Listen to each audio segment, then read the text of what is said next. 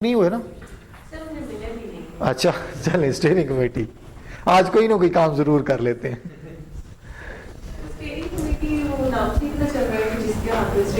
क्या करती होगी ये? डिसीजन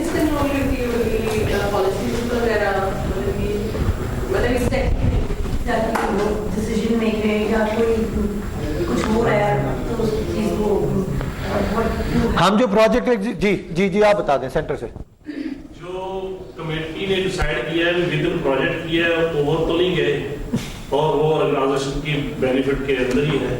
ये उसकी प्रिसाइज डेफिनेशन है। चेंजेस जो है ना सर, चेंजेस इम्प्लीमेंटेशन जो है ना, जो बोर्ड ने फैसले कर दिए उसकी इम्प्लीमेंटेशन के बारे में जो फैसले होंगे उसको आगे तक लेके जाना, this is the steering committee. Again precised version, बहुत अच्छा। मतलब आप लोग ये दो डेफिनेशन और इन्होंने ये तीन डेफिनेशंस ने ऑलमोस्ट हेडिंग कवर कर दी है। मैं सिर्फ इसको रीफ्रेज कर दूं। हम एक प्रोजेक्ट चला रहे हैं, हम प्रोजेक्ट का हिस्सा है, हमारे पास फंड्स हैं, हमने उसको एग्जीक्यूट करना है, हमने कुछ चेंजेस करनी है, हमने बोर्ड को देनी है। अब एक सीनियर अथॉरिटी है बोर्ड और एक जूनियर अथॉरिटी है हम जो एग्जीक्यूट करने वाले। इन दोनों के दरमियान एक इन्होंने बना दिया स्टीयरिंग कमेटी। ये सबसे पहले तो ये देखती है कि इन्होंने 10 कंपनीज ने अप्लाई किया था, 10 में से इन्होंने 5 कंपनी सिलेक्ट कर ली। क्या इन्होंने ऐड ठीक दिया था, एवेल्यूएशन ठीक कंपनीज की कॉन्ट्रैक्ट ठीक दिए, कंपनीज का काम ठीक है, कोई कंप्लेंट तो नहीं आ रही, हमें ये चेक कर रहे हैं। बोर्ड ने कहा था फला फला काम इनसे करवाने हैं। अब बोर्ड बहुत बिजी है, बोर्ड के पास इतना टाइम नहीं है कि वो हमारी एक एक चीजों पे पूछे और नजर रखे। बोर्ड की हुई चीजें इंप्लीमेंट हो रही है नहीं हो रही, कौन सा डिसीजन बोर्ड में जा सकता है या नहीं जा सकता, ये भी स्टीयरिंग कमेटी आपकी डिसाइड करेगी। ठीक है, तो अब आपको आइडिया हो चुका होगा कि ऑलमोस्ट तमाम कमेटीज के ऊपर अगर मैं कहूं कि सुपरविजन कमेटी जो होती है वो स्टीयरिंग कमेटी होती है।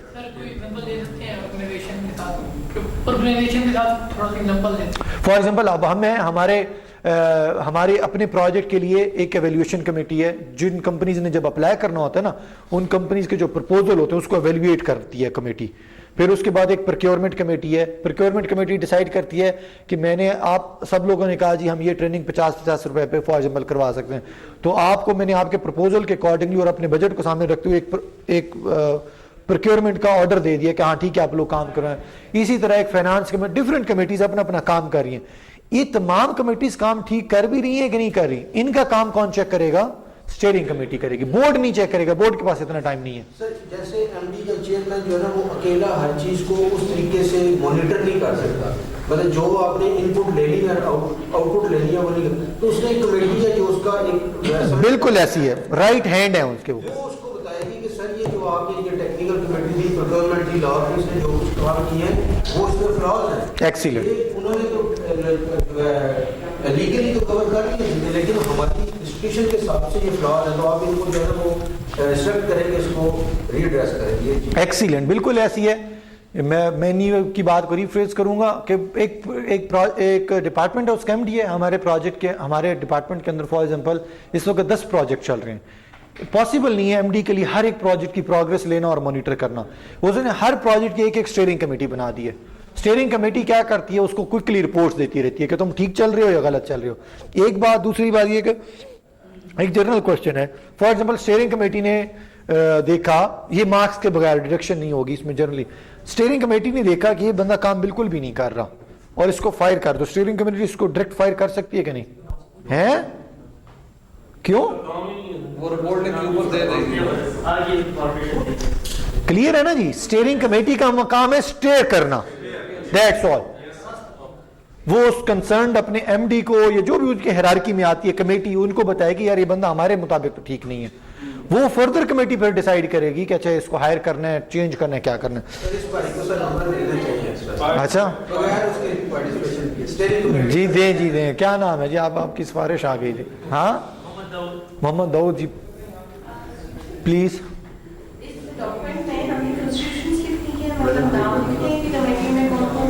जी जी आपने अज्यूम करनी है चीजें। हाँ जी देन जी जी ये जो जितने भी इंस्टीट्यूशन है ना सर, ये वन इंडिविजुअल पे नहीं चलते, मतलब डायरेक्टर प्रोक्योरमेंट है या डायरेक्टर ये कमेटीज पे बेसिकली। हाँ एक्चुअल फैक्ट यही है। अपेरेंटली हमें लगता है कि वो एक चला रहे, एक नहीं चला रहे। वो 5-6 बंदों को इकट्ठा करके उसके वो बैठते हैं, वो बात करते हैं कि ये होना चाहिए, ऐसी है, बिल्कुल ऐसी, you are right.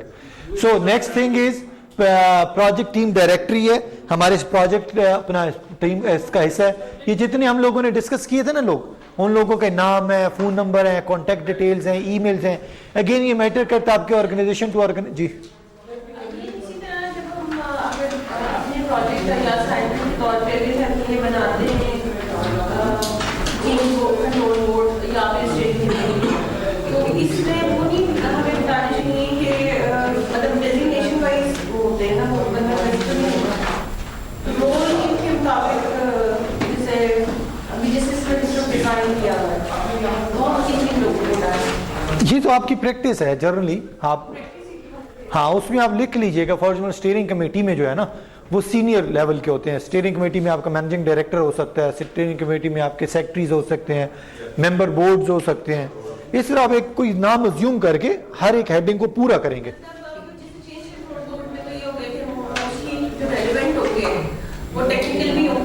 Ji exactly, procurement का होगा, फाइनेंशियल होगा, कम्युनिकेशन, एग्जैक्ट हर हेडिंग में जो बंदे डिसाइड कर रहे हैं ना एग्जैक्टली वो हमने इम्पैक्ट वाइज देखने कि किस डिपार्टमेंट का हो सकता है।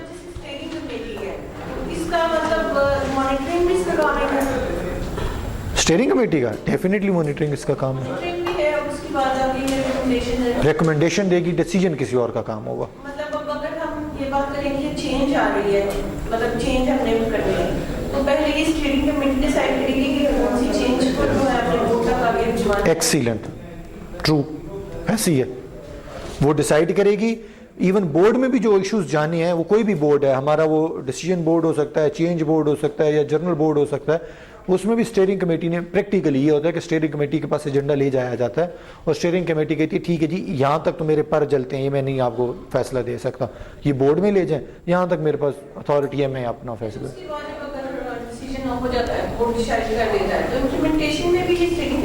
जी बोर्ड जो है वो डिसीजन कभी हमें डायरेक्ट नहीं देता। बोर्ड इसी तरह जिस वे में गई था ना उसी वे में वो चीज़ वापस आती है, वो स्टीयरिंग कमेटी के पास आती है। स्टीयरिंग कमेटी उसके पास साथ अपना मिनट्स ऑफ मीटिंग का एक लेटर लगाता है, कुछ मिर्च मसाला अपना डालता है और वो फिर वो वापस इधर भेजता है।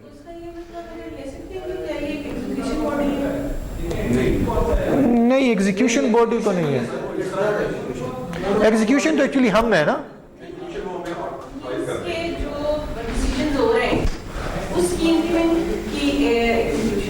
हाँ आप इम्प्लीमेंटेशन या मॉनिटरिंग कमेटी कह सकते हैं। उसका रीजन ये ना एग्जीक्यूशन कौन करे, एग्जीक्यूशन तो हम और आप लोग कर रहे हैं, तो एग्जीक्यूशन का वर्ड तो वही, मतलब तो वही होता है ना जी। सर एक्चुअली मैं आपको क्या बात कर रही हूँ ना, होता है कि सर असल में हम तो इनपुट ले रहे थे ना कि ये एक चीज़ ड्राफ्ट है, इसके ऊपर स्टीयरिंग कमेटी की इनपुट ले रहे हैं। स्टीयरिंग कमेटी बता देती है कि ये जो इसके मुताबिक जो प्रोक्योरमेंट है या फलां चीज़ है वो इसके ऊपर इसको ऐसे अमेंड करे, और जो एमडी है या चेयरमैन उसको इंडोर्स कर देता है कि हाँ ऐसे। और वो ऐसा भी नहीं है कि जो उसने लिख के भेजा हमने वैसे ही करना है। ये भी आपको मजे की बात बताऊं, वो सजेशन दे सकते हैं कि हम प्रोक्योरमेंट कमेटी को कहते हैं ये ऐसे ऐसे कर ले। प्रोक्योरमेंट कमेटी में आई और प्रोक्योरमेंट कमेटी ने कहा ठीक है 70% की बात ठीक है, 30% की बात गलत कर रहे हैं, क्योंकि एक्चुअल प्रोक्योरमेंट कमेटी तो हम है ना, हमें ज्यादा इंपैक्ट का पता है as compare to the steering committee. नहीं, चेंज कंट्रोल बोर्ड में सिर्फ वो मेजर इश्यूज जाते हैं जिनके ऊपर फुल फ्लेज को बड़ा डिसीजन लेना हो। फॉर एग्जाम्पल मैं क्विकली आपको बताता हूं, गवर्नमेंट के अंदर प्रोक्योरमेंट 2-3 चीजों तरीकों से हो सकती है। 1 लाख से कम है तो आप किसी से भी 3 कोटेशन मंगवा के परचेज कर लें, लोकल परचेज कर सकते हैं। 5 लाख तक है तो अगेन ना, 1 लाख तक है तो किसी से भी मंगवा लें, 5 लाख तक है तो 3 कोटेशन कर लें, 5 लाख से ऊपर है तो आप इसको क्या कर सकते हैं, प्रोक्योरमेंट कर सकते हैं। डिपेंड करता है सर, मैं मिसाल कोट कर रहा हूं, मैं कह नहीं दिया कि भाई आपने मुझे कंप्यूटर तो उसमें गुजारिश ये है कि फॉर एग्जांपल अब आपने एक चीज खरीदनी है 12 लाख की, बाई रूल तो ये टेंडर जाना चाहिए। स्टीयरिंग कमेटी ने भी कह दिया फॉर एग्जांपल टेंडर कर दें, प्रोक्योरमेंट कमेटी के पास आया, प्रोक्योरमेंट कमेटी ने एक्चुअल देखा टाइम बहुत कम है यार, टेंडर में जाएंगे बहुत टाइम लग जाएगा। इसने क्या किया, 5-5 लाख की 2 डिविजन्स कर दी, 5 लाख के भी मंगवा लेते हैं, 5 लाख के बाद में मंगवा लेते हैं, ठीक है। तो वो क्या हुआ, टेंडर भी नहीं हुआ, कुछ भी नहीं हुआ, 3 कोटेशन के ऊपर क्या हो गया जी, वो चीज आ गई, 2 लाख बाकी रह गया। 2 लाख की वो क्या करेगा, अगेन वो 1 लाख कर सकता है नहीं कर सकता। अच्छा, इसके अंदर भी अब आपको एक और जनरल रूल बताता हूं, ये अगर वो काम करेगा ना, जिसने भी काम किया है, कल क्वार्टर में वो फंसेगा। अब आप कहेंगे है भाई बुक काम, है भाई बुक, लेकिन कानून एक और चीज भी कहता है, सेम चीज की अगर आप बार बार 3 कोटेशन पे जो चीजें मंगवा रहे थे, बेहतर नहीं था आप टेंडर कर देते, ताकि कम्पिटिटिव प्रोसेस के थ्रू कोई कंपनी आती। तो अब ये चीजें चेंज बोर्ड में नहीं जाती, ये कमेटी डिसाइड कर लेती है। ये ट्रेनिंग कमेटी के अंदर स्टीयरिंग कमेटी सिर्फ सजेस्ट करती है कि 12 लाख की चीजें आप टेंडर कर लें। प्रोक्योरमेंट कमेटी के पास आया, वो चाहे तो टेंडर भी कर सकती है। स्टीयरिंग कमेटी के मतलब जो भी कंसर्न आगे डिपार्टमेंट होगा तो वो उसको आगे सजेशन भेजेगी, सिर्फ सजेशन भेजेगी बस, इसके अलावा नहीं। मैं आपको बताऊं अभी जनरली हमारे एक्चुअल टर्म्स में क्या कहा जाता है। एक्चुअल टर्म्स में ये कहा जाता है कि स्टीयरिंग कमेटी आपकी बहुत बड़ी बला है भी सही और नहीं भी है। मानने पे हैं आप हैं स्टीयरिंग कमेटी को तो आप उसकी हर बात मान रहे, ना मानने पे हैं तो ऐसे ही होता है। जैसे मैंने फाइनल टर्म का पेपर बनाना है, मैं आप लोगों को चलो यार मशवरा दो कैसा पेपर बनाऊं, आप सब ने मशवरा दिया, मैं आगे चलें देखेंगे, मर्जी में अपना कर लूं। यूँ समझ लें कि जो स्टीयरिंग कमेटी है थिंक टैंक है और जो चेंज बोर्ड है वो एक डिसाइसिव हुआ है। हाँ, वो उसकी डिसीजन के ऊपर सोच सकता है कि मुझे ये करना है या नहीं करना। वो सुप्रीम कोर्ट है, ये मुझे से सुना है। ये टेक्निकल लीड में 3 चीजें इकट्ठी हो रही हैं। क्या कहा जी प्लीज? लीड में आपका प्रोजेक्ट मैनेजर है, आपका टेक्निकल लीड है और फिर आपकी प्रोजेक्ट टीम है। जी बिल्कुल ऐसी है, सिविल इंजीनियरिंग में तो ये चीजें अलग अलग है, इकट्ठी हो जाती हैं। आया। प्रोजेक्ट मैनेजर सिविल है, उसकी टीम भी है, टेक्निकल कंसल्टेंट भी है, वो सारी चीजें प्रोजेक्ट। इन अदर प्रोजेक्ट में क्या होगा? मैंने कहा जी अलग अलग है। नहीं है, अलग अलग है, आपने जो पढ़ा रहे हैं। अगर एक ही बंदा प्रोजेक्ट मैनेजर है, वो सिविल इंजीनियर भी है, प्रोजेक्ट मैनेजर भी है, फिर उसकी टेक्निकल टीम भी है। हाँ जी। फिर क्या करेगा? अच्छा, अब उसके अंदर डिपेंड करता है किस प्रोजेक्ट की और किस रोल की उसकी बात की जा रही है। जिस प्रोजेक्ट और जिस रोल की बात की जा रही होगी उस, फॉर एग्जांपल मैंने अभी आपको बताया मैं एक पर्सन हूं और मैं प्रोक्योरमेंट कमेटी का भी हेड हूं, तो मेरा प्रोक्योरमेंट कमेटी में भी नाम आ रहा है। मैं अपनी उसी प्रोजेक्ट का प्रोजेक्ट मैनेजर भी हूं, तो मेरा प्रोजेक्ट मैनेजर में भी नाम आ रहा होगा। और समहाउ मुझे एक एक्स्ट्रा रोल दिया जाता है कि प्रोजेक्ट को लीड भी तुम कर रहे हो। वो इश्यू नहीं हो जाएगा वैसे? नहीं, उसका रीजन मैं उसका एक रीजन बता देता हूं। टेम्पलेट के अंदर इशू क्या है, अभी मेरे पास रोल है प्रोजेक्ट लीड का, मेरी टीम कहती नहीं हम आपसे खुश नहीं, हम नया प्रोजेक्ट लीड हायर करने लगे हैं, तो वहां पे सिर्फ डॉक्यूमेंट में क्या होगा, एक नाम चेंज करेंगे ना। अभी अगर ये तीनों चीजें क्लब करके एक हेडिंग में ले जाएंगे तो फिर कल को दोबारा 3 हेडिंग तो अलग अलग करनी पड़ेंगी। इसलिए हम लोग कहते हैं हम इन चीजों को अलग अलग रहने देंगे, कल को सिर्फ अगर कहीं चेक करना पड़े तो वन टाइम चेंज हो, वहां पे नाम चेंज कर दें, दैट्स ऑल। हेडिंग अपनी जगह पे मेंटेन रहेगी। हाँ, वो कहते हैं कम्युनिकेट करें प्रोजेक्ट मैनेजर से। हाँ जी, और आपकी प्रोजेक्ट टीम से। कस्टमर एग्जांपल है, पीछे कस्टमर की हेडिंग उतरी है, प्लीज कहाँ पे जी? थोड़ा पीछे कस्टमर की हेडिंग उतरी, कस्टमर यहाँ पे एंड यूजर बेसिक्स पर सर इससे नीचे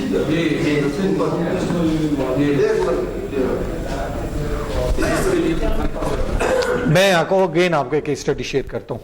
कस्टमर से मुराद यहाँ पे क्या है? कस्टमर से मुराद ये है कि हमने अभी मैंने आपको बताया प्रोजेक्ट के अंदर 15,000 लोगों को सर्टिफाइड करना है।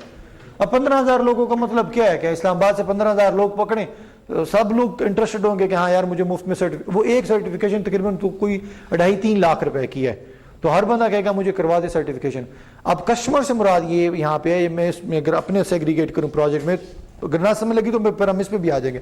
इससे मुराद ये कि हम लोग कहते हैं कि हमने 15,000 में 3 कैटेगरीज बनाई हैं।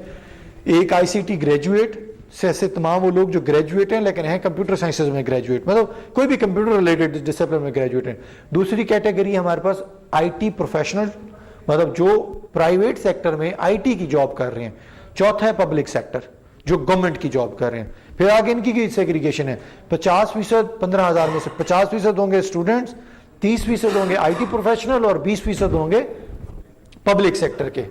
अच्छा, जो IT प्रोफेशनल भी है उसका इतना साल का एक्सपीरियंस हो, इतनी एज हो, ये हो। ICT ग्रेजुएट का ये क्राइटेरिया है, पब्लिक सेक्टर का ये क्राइटेरिया है। तो एक्चुअली मैं कहां पे लिख दूंगा? कस्टमर्स में। रीजन, ऐसे तो इतनी पॉपुलेशन में इतने लोग हैं सर, 15,000 कौन से लोग होंगे? तो जब मैं ट्रेनिंग डिलीवर कर लूंगा तो जब कल को मेरा ऑडिटर आएगा या स्टीयरिंग कमेटी आएगी तो मुझे कहेगी आपने किस लोगों को ट्रेन किया? मैंने कहा इन लोगों को ट्रेन किया। तो इन लोगों का तमाम का क्राइटेरिया देख रहे होगा रेंडमली। अच्छा, तुमने अली को ट्रेन किया, अच्छा यार इसने तो भी ग्रेजुएट ही नहीं किया, इसकी 2021 में डिग्री कंप्लीट हो रही है फॉर एग्जांपल, तो तुमने क्राइटेरिया जो है वो क्वालिफाई नहीं कर रहा था। तो कस्टमर से मुराद ये कि आप किस प्रोजेक्ट के हवाले से एक्चुअल कस्टमर है कौन, वो कस्टमर में आएगा। टेस्ला गाड़ी बना रहा है, हम बताएंगे मेरा कस्टमर कौन है। क्रीम ने ऐप बनाई, हम बताएंगे मेरा कस्टमर कौन है। हमने कोई एक प्रोडक्ट लॉन्च किया जॉनसन एंड जॉनसन का, कस्टमर हम बताएंगे, उसका कस्टमर ना आप है ना मैं हूं, किड्स हैं उसके कस्टमर्स, ठीक है। लैक्टोजन में एक पाउडर का नई फॉर्म दे रहा हूं तो मुझे पता है वहां पे हमारी प्रेग्नेंट जो मदर्स हैं वो उसका कस्टमर्स हैं। तो कस्टमर्स में हम, इसका सिर्फ फायदा क्या होगा, इसका एडवांटेज होता है कि जब इन फ्यूचर जब आप कम्युनिकेशन प्लान में ही जब हम आगे डिसाइड करेंगे कि हमने इसको एडवर्टाइज कैसे करना है, कम्युनिकेट कैसे करना है, तो हमारे हर एक वर्डिंग में, हर एक कमर्शियल में, हर एक चीज में एटलीस्ट वो चीज रिफ्लेक्ट होनी चाहिए। लैक्टोजेंस की मैं जिस तरह बात करूं तो वो जो हर एड होगी, हर तस्वीर होगी, जो कलर स्कीम कुछ भी होगा, that would be related to the mothers. वो कोई अजरक नहीं उस पर बना देंगे, कोई हार्ड कमर्शियल नहीं होगी, कमर्शियल बड़ी सॉफ्ट सी होगी इस तरह के। तो इस सर कस्टमर का मतलब ये ये जो कस्टमर है, मतलब जो स्पॉन्सर जो है, मतलब जो पैसे दे रहा है, वो भी तो कस्टमर ही होगा। उसने तो पैसा कमाना है जी। मतलब मीन अगर हम किसी के लिए प्रोजेक्ट कर रहे हैं, नहीं, हम स्पॉन्सर्स देखें, हम स्पॉन्सर्स के लिए तो प्रोजेक्ट इस वजह से करें क्योंकि उसने पैसा कमाना है। आज वो कह रहे हैं मेरे पास $20 मिलियन है, तुम खर्च कर लो, लेकिन प्रोजेक्ट के मुताबिक। तो हर किसी भी प्रोजेक्ट में स्पॉन्सर्स आपका कस्टमर नहीं है। स्टेक होल्डर है। नहीं, प्रोडक्ट बनाई और हम परचेज कर रहे हैं, we are beneficiaries as well। नहीं, हम बात करें यहाँ पे कस्टमर की ना। तो कहते हैं हम प्रोडक्ट खरीद रहे हैं, तो we are customers also, we are beneficiaries also। मैं आपका क्वेश्चन नहीं समझा, दोबारा बोले। कस्टमर जो है, मतलब उसमें जो उसका इम्पैक्ट है, जैसे जो लिखा हुआ है डिलीवरेबल का इम्पैक्ट होगा, तो जो पैसे दे रहा है कस्टमर, मतलब नॉर्मली कोई कस्टमर जनरल स्पीकिंग, अगर आप कुछ सेल कर रहे हैं और मैं परचेज कर रही हूँ तो आई एम योर कस्टमर, ठीक है। तो यहाँ पर मतलब जिसके लिए अगर हम प्रोजेक्ट कर रहे हैं, मतलब यहाँ पे हम हर चीज प्रोडक्ट के सिनेरियो में नहीं देखेंगे, जैसे बेचो सिर्फ प्रोडक्ट के सिनेरियो में देखेंगे। इस कस्टमर की हेडिंग में सिर्फ वो चंक आएगी, वो कम्युनिटी आएगी जिसने डायरेक्टली, जिससे मुझे फाइनेंशियल एडवांटेज मिलना है। आप जो स्पॉन्सर्स की बात कर रहे हैं ना, स्पॉन्सर्स ने फॉर एग्जांपल मेरा प्रोडक्ट परचेज कर लिया, कमाया कहां से उसने? खुद ही पैसा लगाया, खुद ही कमा लिया।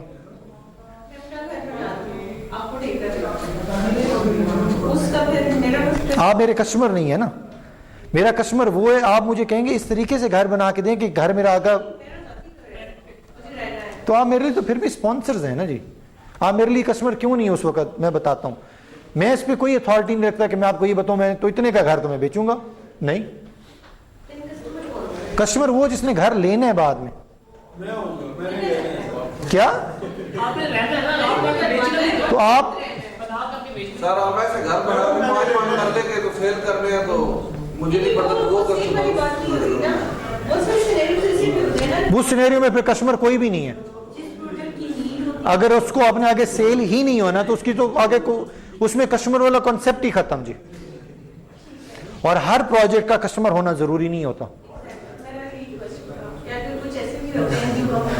अच्छा, अगर आपको आंसर का फिर पता तो फिर इतनी देर से क्वेश्चन क्यों कर रहे थे?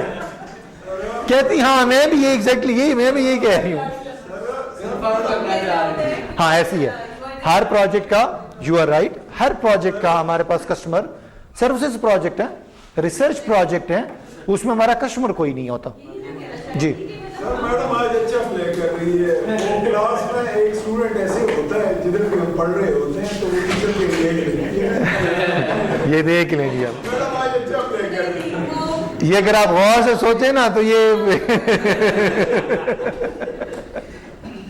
अच्छा प्लीज इसको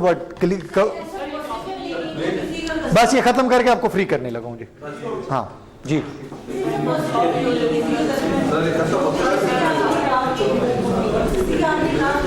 हर वो शख्स जो आपको फाइनेंशियल बेनिफिट देता है वो आपका कस्टमर है।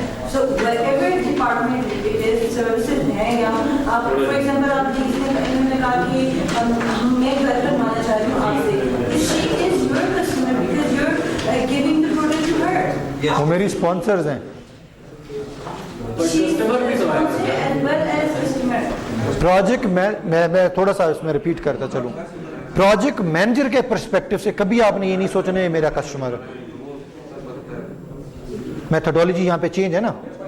प्रोजेक्ट मैनेजर के पर्सपेक्टिव से मैंने इनको नहीं सोचना है मेरे कस्टमर है। उसका एक रीजन बताता हूं। मैं आपको ये डॉक्यूमेंट 50 रुपए का दूंगा, 50 का ही देना मैंने। ये मेरा स्पॉन्सर है, मैं कस्टमर अब नहीं कह रहा, सुनते जाइएगा। मैंने काम शुरू कर दिया, एकदम महंगाई आ गई, इन्फ्लेशन रेट ज्यादा हो गया। मैंने कहा नहीं आप यार तुम्हें 50 का नहीं 70 रुपीज का ही घर पड़ेगा। कस्टमर को तो मैं ऐसा नहीं कह सकता। क्लियर है बात? फ्रॉम प्रोजेक्ट पर्सपेक्टिव आपका स्पॉन्सर आपको कभी अपने कस्टमर की तरह डील आपने नहीं करना। अगर आपने उसको डील कर लिया तो फिर अच्छा, स्पॉन्सर तो आपको बहुत सारी चीजें इन्वेस्ट करता है, कस्टमर आपको पेमेंट कर, मतलब वो तो अपनी प्रोडक्ट लेता है, परचेज करता है, हमसे इन्वेस्ट करता है कि हमें। तो ये अगर अपना घर मुझसे बनवा रही है, मैं प्रोजेक्ट मैनेजर हूं, तो ये मेरे कस्टमर नहीं है, मैं ये आपको बता रहा हूं। सर इसको फिनिश करते हैं, कस्टमर हुआ जिसके साथ धोखा होता है। सर सेकंडली वो अनाउंसमेंट दोबारा कर दीजिए, आप फिनिश करके छुट्टी दे दें। अच्छा अच्छा जी, प्लीज हम लोगों ने इसको पढ़ लिया, कम्युनिकेशन मेथड्स एंड टेक्नोलॉजीज। मैं इस हेडिंग्स पे आता हूँ, एक second.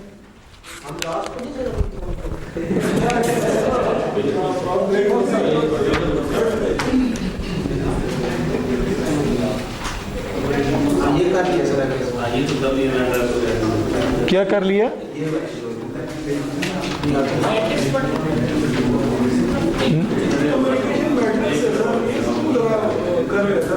Communication method and technologies, बस ये हेडिंग क्विकली जरा पढ़ते जाएं।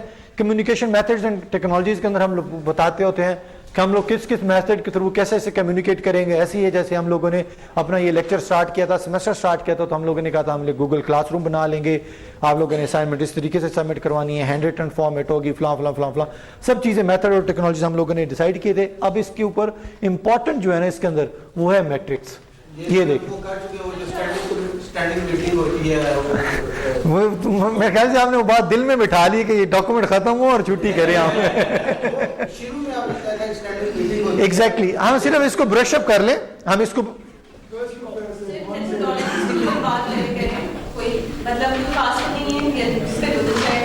जी जी एग्जैक्टली, आपने अपने प्रोजेक्ट के अकॉर्डिंग जो भी सफिशिएंट इजीएस्ट वे आपको लगता है वो आप अडॉप्ट करते हैं।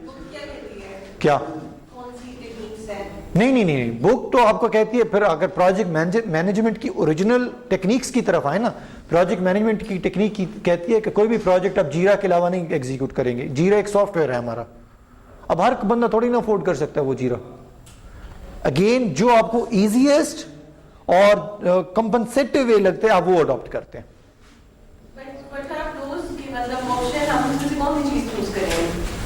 अभी मैंने जीरा किसका नाम लिया है? व्हाट्सएप ग्रुप क्या चीज होती है? स्काइप क्या होती है? आप अपने प्रोजेक्ट के अकॉर्डिंगली, अपने लोगों के नेचर और बिहेवियर के अकॉर्डिंगली आप डिसाइड कर लेंगे कि यार मैं अपने डॉक्यूमेंट में इस चीज, इस प्लेटफॉर्म को मेंशन कर देती हूँ। अब ऐसे ही जैसे यहाँ पे मैडम कोई टीचर ऐसा नहीं होगा शायद जो गूगल क्लासरूम यूटिलाइज करवा रहा हो। मैं उसको समझता था मुनासिब, मैंने गूगल क्लासरूम करवा दिया। कुछ लोग नहीं करवा रहे, वो ट्रेडिशनल वे में असाइनमेंट्स आप की लेते होंगे। यकीनन उनके नज़दीक वो मेथड ठीक होगा, मेरे नज़दीक नहीं है।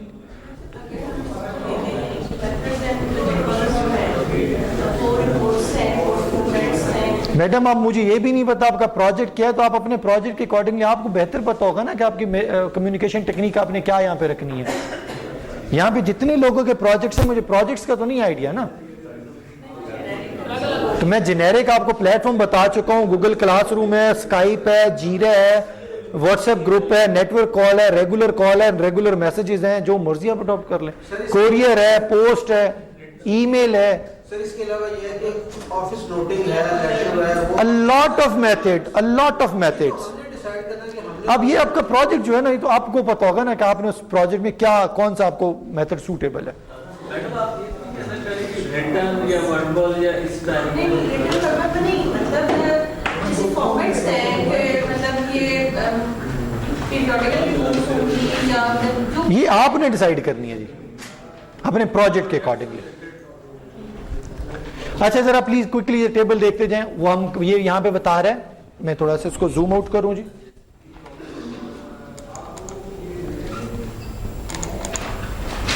यस, और जूम आउट कर लें इसको, ठीक है जी। जरा प्लीज एक्टिव होके जरा इसको देखिएगा। इसमें हमारे पास सबसे पहला एक हेडिंग है role, name, title, organization, email. ओहो,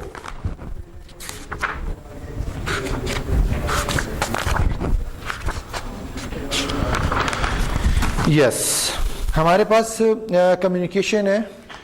फॉर एग्जांपल वो कहता है कि कम्युनिकेशन टाइप से मुराद ये, अभी बाई चांस जो आपका क्वेश्चन था वो भी इसमें कवर होने जा रहा है। कम्युनिकेशन टाइप से मुराद ये कि फॉर एग्जांपल आपकी बोर्ड की मीटिंग हुई है, आप कोई चीज़ करने जा रहे हैं, किक ऑफ मीटिंग करने जा रहे हैं, आप किसी बोर्ड के डिसीजंस के ऊपर अमल करने जा रहे हैं, स्टीयरिंग कमेटी के लिए मीटिंग कॉल करने जा रहे हैं, या उसकी की हुई मीटिंग के ऊपर आप इंप्लीमेंटेशन करने जा रहे हैं, कुछ भी काम करने जा रहे हैं ना, जो इंपॉर्टेंट चीज़ें उसका तरीकाकार क्या होगा वो यहाँ पे बताता है। कम्युनिकेशन टाइप, अगर तो आपकी कोई भी किक ऑफ मीटिंग हुआ करेंगी, पहले से डिसाइड हम लोगों ने कर लिया किक ऑफ मीटिंग हुआ करेंगी, तो उसके लिए ऑब्जेक्टिव्स ऑफ द कम्युनिकेशन ये हुआ करेगा। फॉर एग्जांपल अगर ये ऑब्जेक्टिव है, मैं जनरली बताता हूं, मैं यहां पे कहता हूं जी बोर्ड मीटिंग, मैं जनरली कह रहा हूं, तो वो कहते हैं अगर बोर्ड मीटिंग आपने कह रही है ना, डिसाइड कर ली कि बोर्ड मीटिंग करनी है, तो ऑब्जेक्टिव से मुराद ये कि उसका ये होना चाहिए।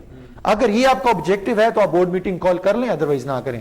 फॉर एग्जाम्पल मैंने पियानो के नहीं बॉल पॉइंट यूज करने, मैंने जनाब XYZ कंपनी का हाईलाइटर यूज करना है या पॉइंटर यूज करना है, अच्छा नहीं जी नहीं, इस पे तो बोर्ड की मीटिंग कॉल कर लीजिए, नॉट एट ऑल।